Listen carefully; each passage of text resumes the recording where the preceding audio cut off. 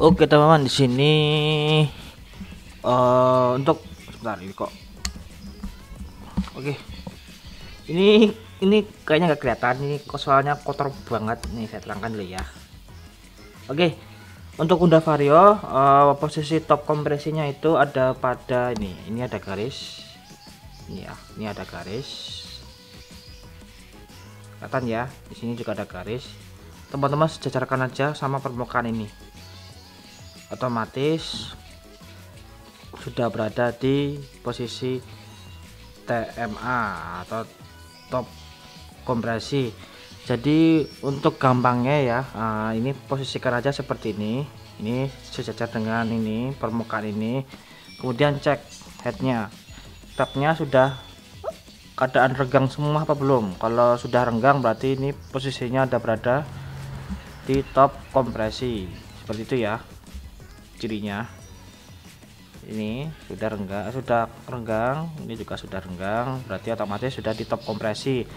Tapi kalau posisinya seperti ini, si X nya ini tidak bisa gerak, berarti dia pada posisi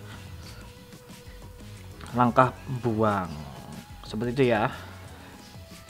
Oke, ini sudah renggang, teman-teman tinggal lepas keempat bautnya ini, seperti itu. Ini hitam banget ya, kotor sekali ini. Oke, kita lanjut aja.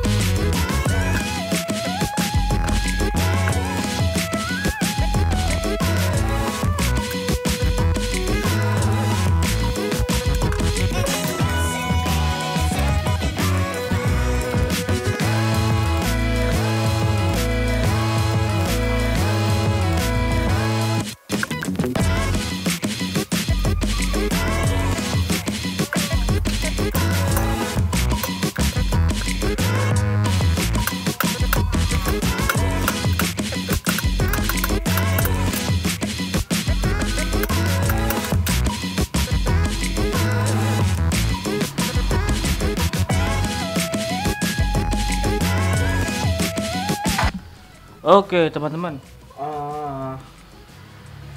varionya lumayan parah. Di sini saya lepas pennya pun harus dipukul.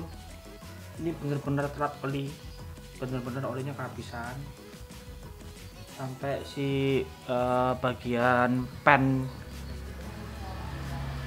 pistonnya yang dapat di stang pistonnya ini sampai seret. Ini mau nggak mau harus ganti stang ya,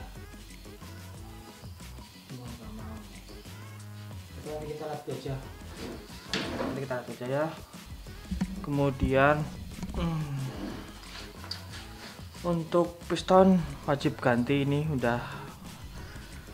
sudah ngancing ya nih ya. Ini ada bekasnya nih, bekas baretnya. Saya kecilin dulu cahayanya. Oke, ini dia. Saya perdekat. Nah ini tuh, ini sudah sempat ngancing, sudah ngancing. Nah ini gara-gara olinya habis. Ini ringnya pun udah jelek banget. Kemudian bagian si blok silindernya pun kan posisinya begini ya. Ini bagian atasnya pun udah baret tuh, kelihatan ya. Bagian atasnya sudah baret. Aduh, kameraku oli semua. Oke nih, udah baret. Bagian bawah mulus ya udah baret juga ini. Oh enggak nih, kotoran aja. Berarti yang atas baret nih. Ini wajib kotor. Terus untuk head silindernya ini aman ya, head silindernya aman. Nanti kita bersihkan aja, kita syukur ulang. Oke, ini saya foto dulu. Kemudian nanti saya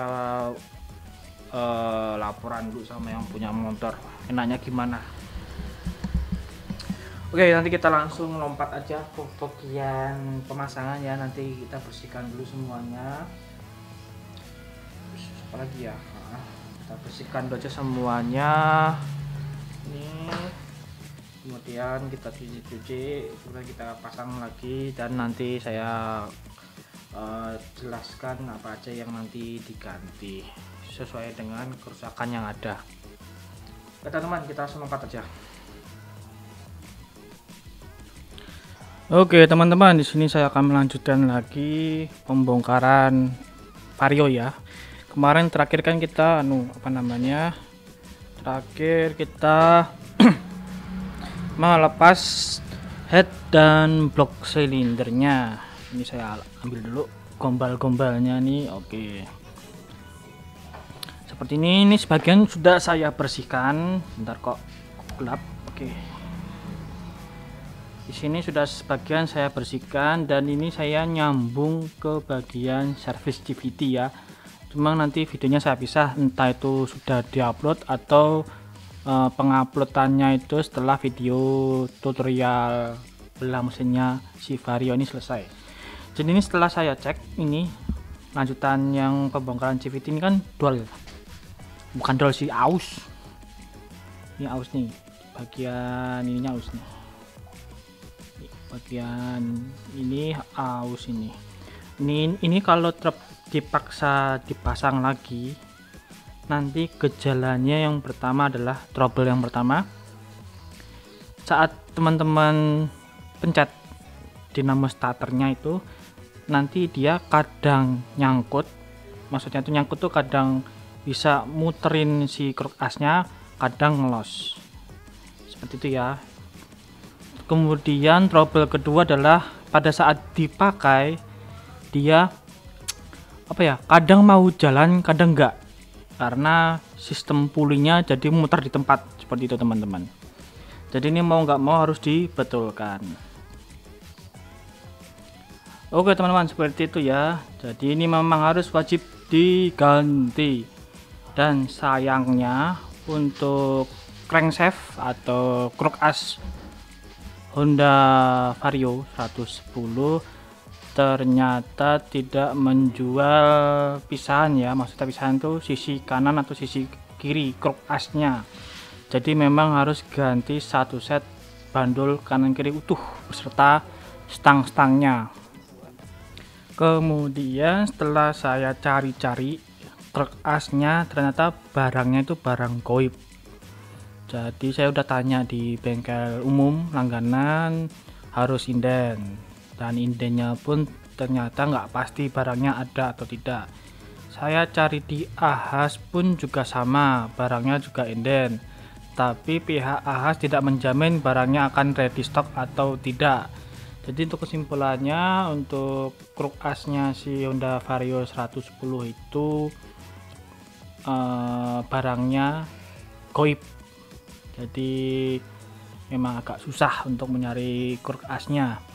Saya coba-coba untuk saling kanibal ya, cuma saya tidak pasti apakah bisa terpasang atau tidak, karena yang bisa dikanibalkan tuh kalau nggak salah Honda Matic yang Scoopy ya. Scoopy itu kalau nggak salah 110 juga, cuma saya nggak pasti atau nggak pasti ya, pokoknya nggak pasti apakah bisa dipasang di Honda Vario 110 atau tidak.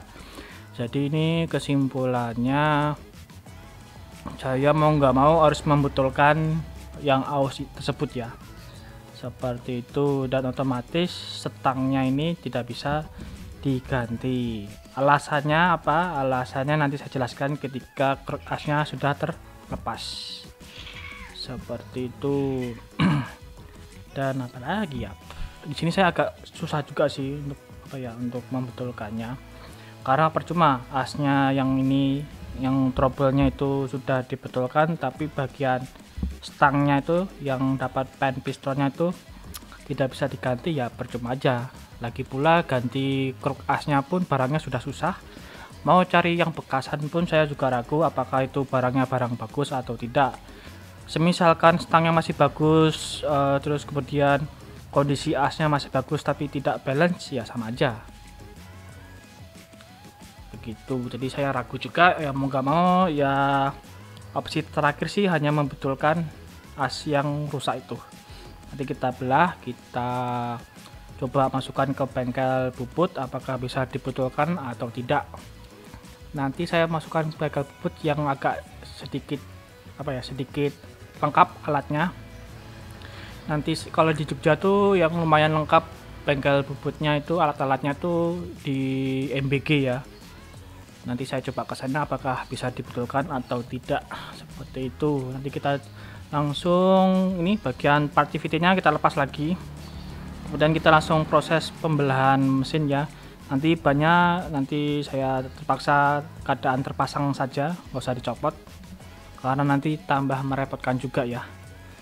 Dan untuk part-part lainnya itu sebagian sudah saya cuci, terutama bagian CVT-nya, tapi yang part-part lainnya ini belum ya. CVT udah, dan yang bagian kanan yang kipas radiator dan teman-temannya itu sudah kecuci, cuma tadi ini kena hujan ya, jadi agak kotor.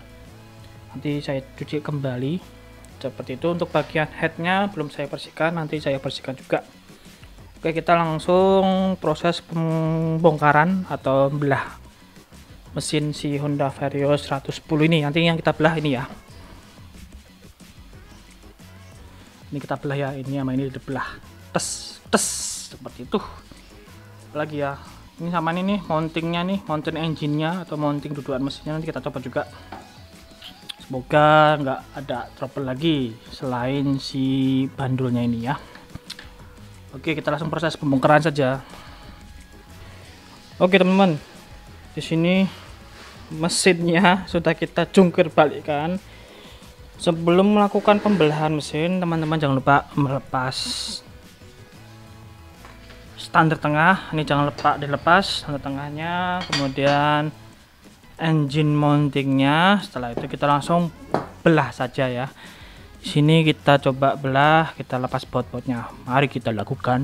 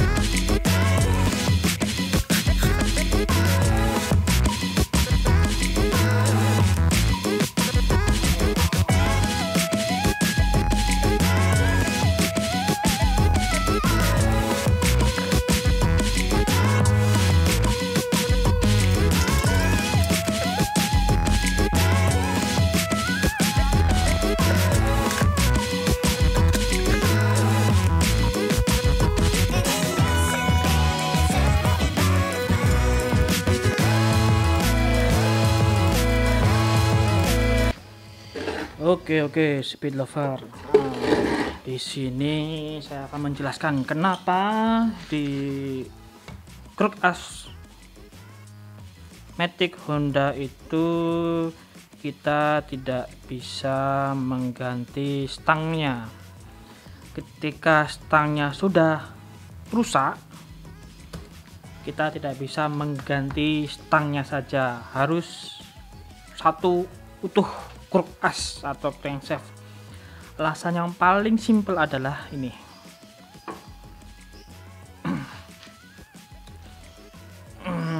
Ini dia.